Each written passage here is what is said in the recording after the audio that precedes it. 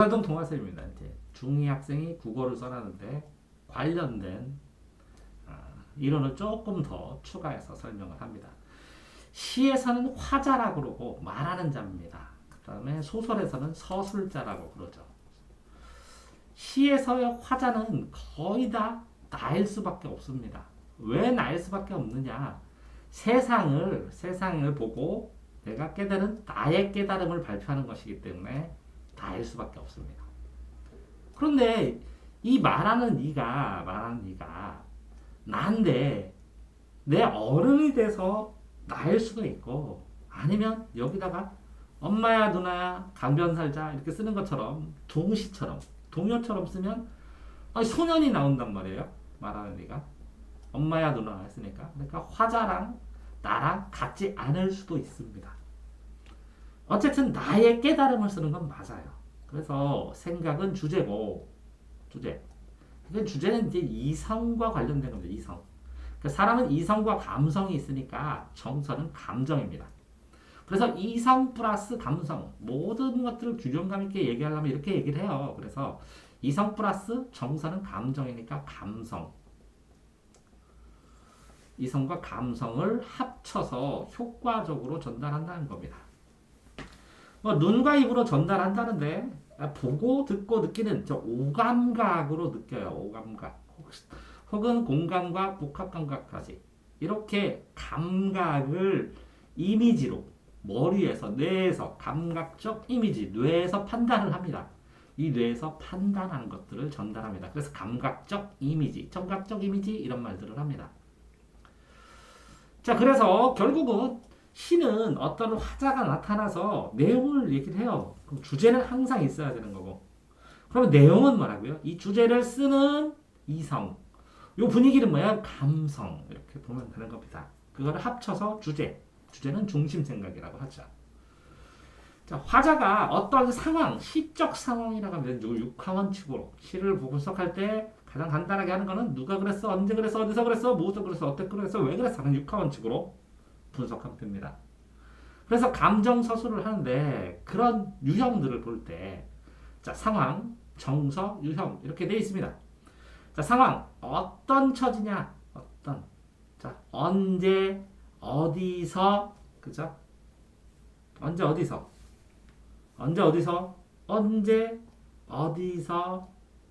무엇을, 그걸 대상이라고 합니다. 대상, 시적 대상. 무엇을 어떻게 했냐고, 어떻게. 그래서 어떤 감정들을 느꼈냐고. 누가, 네가. 자, 나가 드러나면 겉으로 드러났다 그러고, 나가 쓰여있지 않으면 시에서 겉으로 드러나지 않았다고 얘기를 하는 것 뿐입니다. 자, 그러니까 이게 복잡해 보이지만 이 심리적인 게 감정이잖아요. 육하원칙이잖아요, 그냥.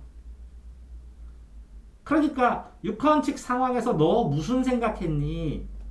그럼 끝나는데 이걸 복잡하게 쓴 거네. 자, 똑같이 소설의 서술자입니다. 서술하다, 쓰는 자예요. 쓰는 자의 시점, 관점이 뭐냐고, 시점, 바라보는 지점, 관찰하는 지점. 어떻게 관찰하고 있느냐, 쓰는 자는 이렇게 하는 게 시점, 관점입니다. 그래서 이야기를 전달하고 써줍니다.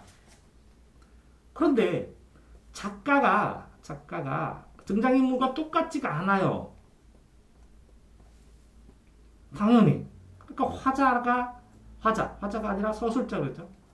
글을 서술해 나가는 사람은 작가일 수도 있고 아닐 수도 있는데 아닐 경우가 훨씬 더 많아요. 왜? 소설은 허구인 경우가 되게 많아서 꾸며서 쓴 거. 그러니까 효과적으로 그 이야기를 쓰기 위한 방편의 하나예요. 자, 소설의 시점을 여기서 이렇게 나눈 걸 보면 이렇게 나눠져야지.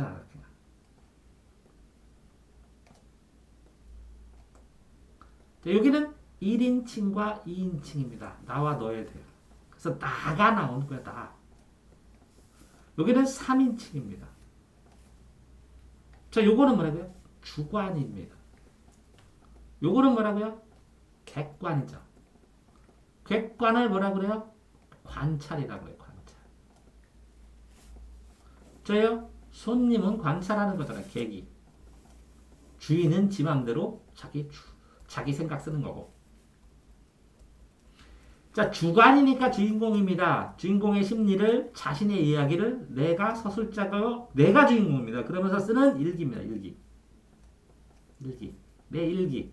내 맘대로 씁니다. 내 속마음도 다 쓰고. 남들은 관찰합니다. 내가.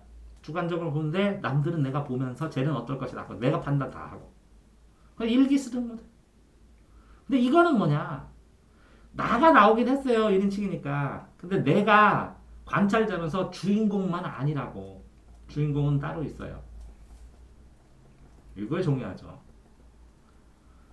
내가 주인공에 대한 관찰을 합니다. 나는 주인공은 아니에요. 자, 사랑방 손님과 어머니의 썸씽을 쓴 거예요. 내가. 나는 주인공이 아니라 주인공은 사랑방 손님과 어머니예요. 내가 어린이니까 이걸 보고 아름답게 쓴 것 뿐이에요. 내가 이걸 어린이로 안 하고 어른으로 하면 사랑방 손님과 옆집 아줌마의 불륜 이렇게 돼요.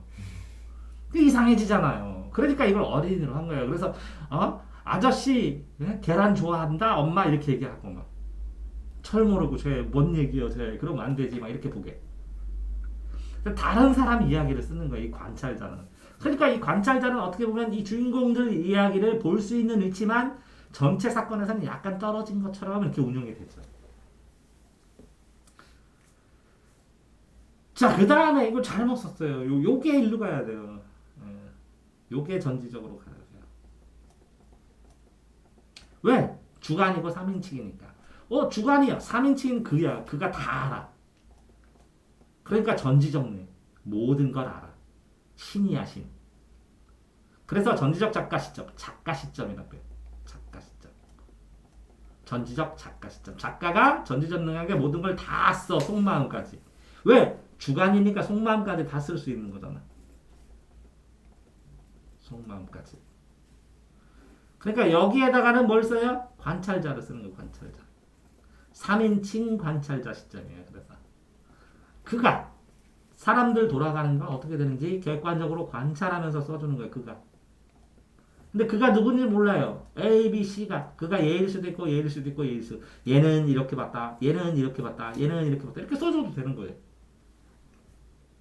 그러니까 전지적 작가 시점은 속마음까지 다 쓰니까 전지적 신처럼 맘대로 다 하니까 이건 뭐라고요? 고전소설에 이게 되게 많아요. 작가가 다 에이그 저런 놀부 놈은 폐야 속이 시원한다고 막 이렇게 쓰기도 하고 막 응? 고전소설처럼 자기가 마음대로 작가가 주락펴락을 다 하지. 근데 현대소설들은 거의 다 관찰자 시점이지. 3인칭.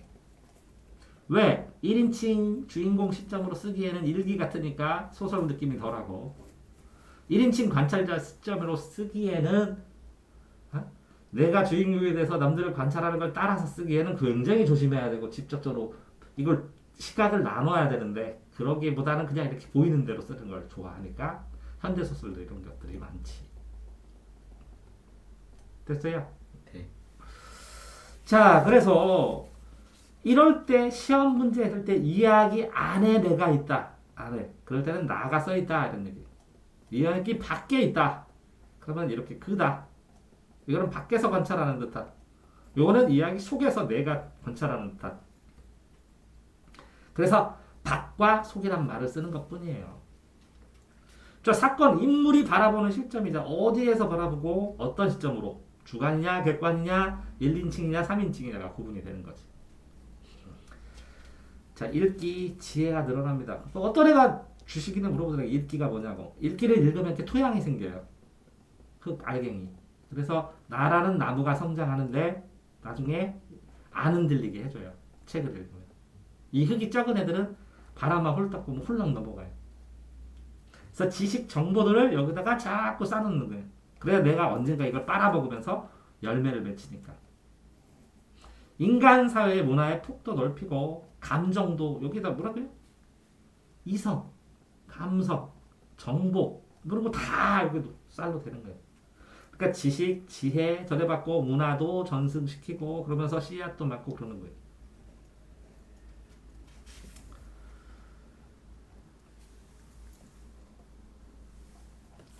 자, 발표하기 과정 이런 거 외워야 돼요. 앞자도.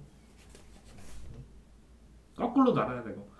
주제를 정해다 주제 S급 테마를 정하면 그 내용을 찾는데 내용을 다 인터넷에서 다 찾아와 갖고 요거를 번호를 매기면서 서론에는 뭐 쓰고 본론에는 뭐 쓰고 결론에는 뭐 쓰고 이번 뭐 쓰고 이렇게 찾은 것들을 그렇게 해서 요걸로 작성을 하죠. 이렇게 PPT도 만들고 글도 쓰고 그런 다음에 발표를 합니다.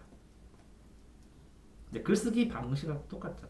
그런 경우에 요 주제 정하기 했을 때는 주제가 그 어떤 사람이 보고 듣느냐에 맞춰줘야 되고 이 내용을 마련할 때는 어디에 어떤 걸 근거로 해서 마련하고 그 내용을 찾는 방법 지식인도 찾고 사전도 찾고 책도 찾고 여러 가지로 그 다음에 이 내용을 짜는 방법은 글 목차를 만들고 하는 방법 목차 쓰기의 방법 이거 발표할 때는 이 목차를 글로 하면서 첨삭하는 방법 그 다음에 요 발표할 때는 그걸 말로 표현하는 방법 이런 것까지 다 나중에는 알아야죠. 자 다음에 준언어적 비언어적 있습니다. 좀 준어적 언어적은 말로 하는 거예요. 말 단어의 말 그러면 요거는 준언어는 언어에 준한다. 그러니까 말이 있고 플러스 빠르기, 크기, 높낮이, 억양, 길이가 있어요. 길이. 밤이 밤하는 것처럼 이렇게 장음, 단음에 따라서 그러니까 길이입니다. 길이하고 억양 올라갔다 내려갔다. 올라갔다 가십니까? 이렇게 화장실에 있으면 다 달라.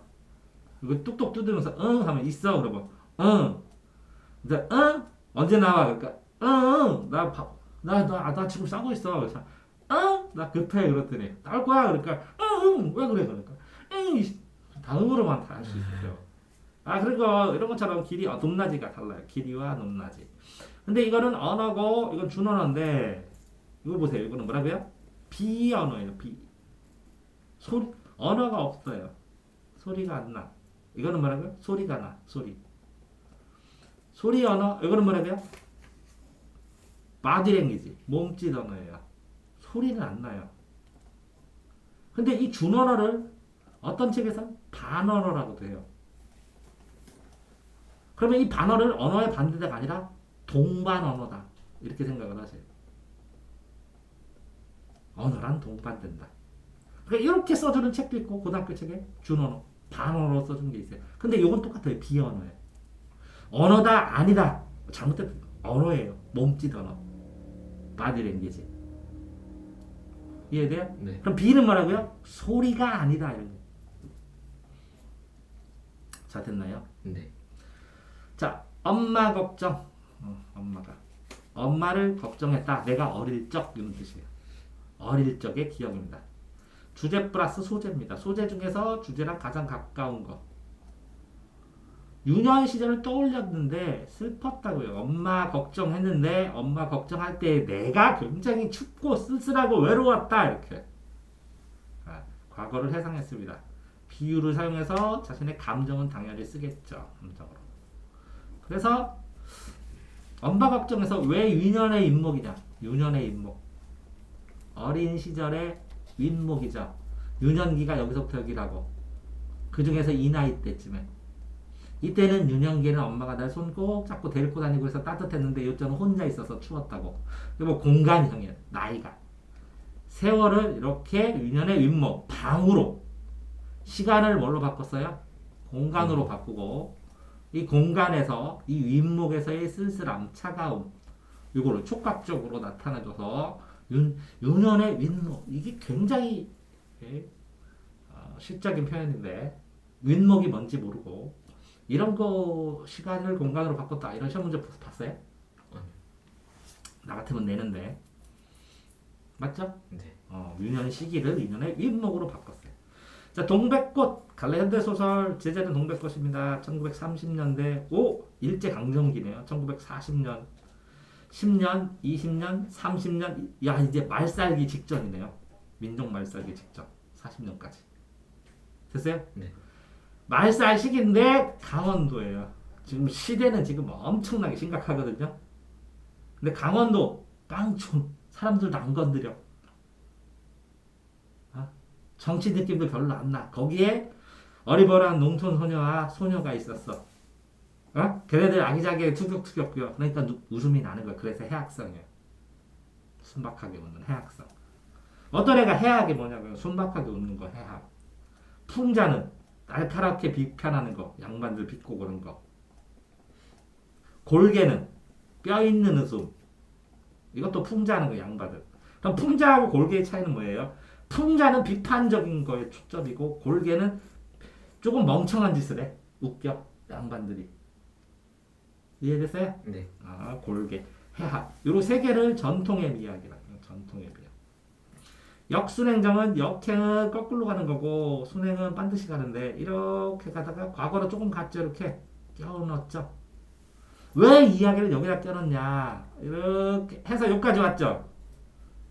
네. 요 하이라이트로 끝나면 더 재밌잖아. 그러니까 이렇게 안 떨어지게 하이라이트에 딱 되게 하면서 과거에 있는 거를 여기다 끼워넣어버리지. 그래서 여기서 딱 끝나게.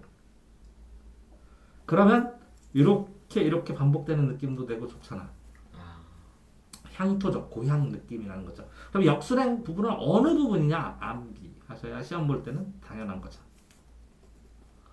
자, 왜 역순행을 했냐는 내가 얘기를 해줬지만 어느 부분이 역순행이냐? 뭐죠? 닭하고 뭐죠? 싸움. 감자하고 동맥고. 닭하고 감자 요 부분을 끼워넣었죠? 네. 닭감자 뭐라고요? 닭하고 감자튀김 요 부분만 딱 봉지에다 끼워넣습니다. 삽입. 그죠? 네. 치킨 시켜 먹었잖아. 닭하고 감자튀김 고기 끼워넣은 거야 이렇게. 자 이렇게 되는데 뭐 특별히 그러면 이걸 보고 이렇게 써놓고 이렇게 쓰는 건 좋다는 거지. 한 번만 더 하면 시험 볼 때 이걸 보면 누구 어떻게 풀어? 이걸 보고 어떤 걸 풀어? 이걸 보고 뭘 풀어? 이걸 정리를 하는 건 좋아, 내용을. 이걸 시험 보면 뭐가 도움되게.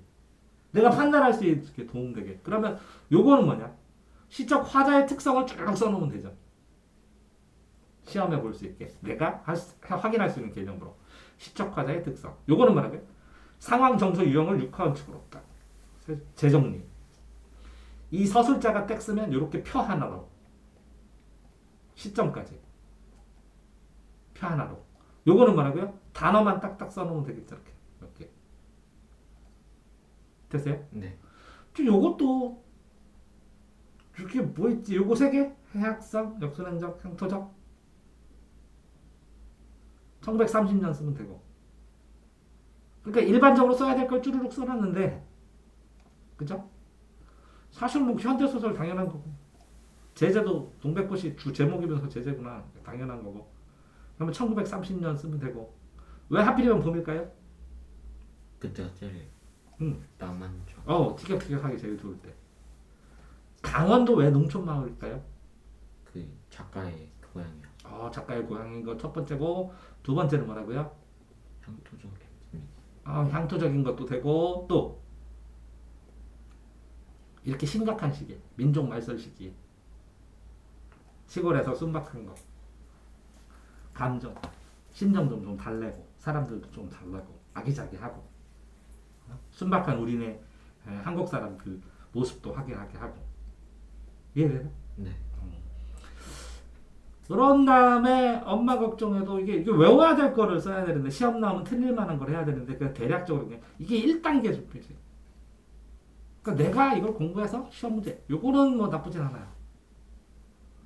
근데 요거는 하이라이트로 요건데 사실은 이 길이하고 또 뭐라 그랬어요 내가? 길이하고 억양. 고등학교 때는 이렇게 더 많이 나와요. 그럼 억양을 뭐예요? 높낮이? 목소리 크기? 빠르기라고 하고 길이. 밤, 낮, 눈, 이런 거. 이해돼? 네. 근데 관련된 건 다 돼요. 이거까지.